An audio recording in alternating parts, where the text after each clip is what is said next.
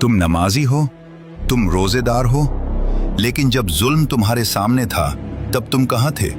कुरान ने कहा था, इंसाफ पर कायम रहो, जालिम की तरफ झुको मत, हक छुपाओ मत। लेकिन तुमने क्या किया? तुमने कहा, हमें क्या लेना देना, हम तो अपनी इबादत कर रहे हैं, सिस्टम से टकराना ठीक नहीं। और फिर सुकून चाहते थे। कैसा सुकून? जब बच्चे भूखे थे तुमने दुआ पढ़ी लेकिन आवाज नहीं उठाई। जब सच दबाया गया तुमने आयत सुनी लेकिन कदम नहीं बढ़ाया। तुमने कुरान को शेल्फ पर रखा, दिल में नहीं। तुम सजदे में गए लेकिन जुल्म के सामने नहीं।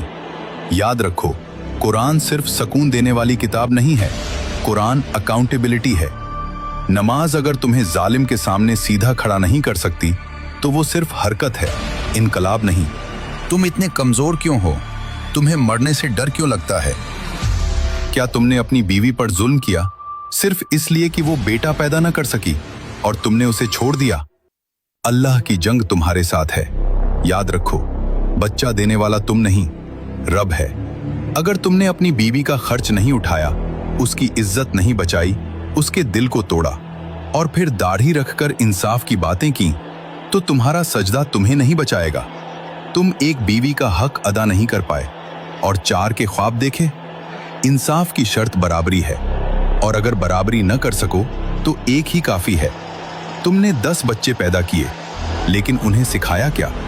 क्या तुमने उन्हें बताया अल्लाह कौन है, सच क्या है, झूठ क्या है, जुल्म के सामने खड़ा होना क्या होता है? या बस उन्हें दुनिया की दौड़ में छोड़ दिया? अगर तुमने उनकी तरबियत नहीं की तो अल्लाह की जंग तुम्हारे साथ है। तुम अपनी बहनों की हिफाजत नहीं कर पाए, उनकी आवाज नहीं बने और मुंह फेर लिया, तो अल्लाह की जंग तुम्हारे साथ है। हर नजर, हर शब्द, हर लापरवाही लिखी जा रही है। तुम एक्सीडेंट नहीं हो, तुम जिम्मेदारी हो। औरत तुम्हारी जिंदगी में एक फूल जैसी नेमत है। अगर वो तुम्हारी वजह से मुरझा गई तो उसका हिसाब तुमसे होगा। याद करो वो वादा जो तुम अपने अल्लाह से कराए हो। तुमने कहा था, मैं उठाऊंगा आपकी अमानत, मैं निभाऊंगा हर वो वादा, मैं जुल्म के खिलाफ खड़ा रहूंगा। हाँ, आज वही वादा तुम्हें याद दिलाया जा रहा है। नमाज पढ़कर सो जाना आसान है, जुल्म के खिलाफ खड़ा होना मुश्किल है। घर के अंदर इंसाफ करना उससे भी मुश्किल।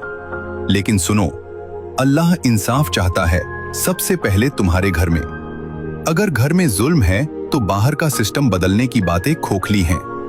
सुकून तब आएगा जब तुम्हारा सजदा तुम्हारे किरदार में दिखेगा।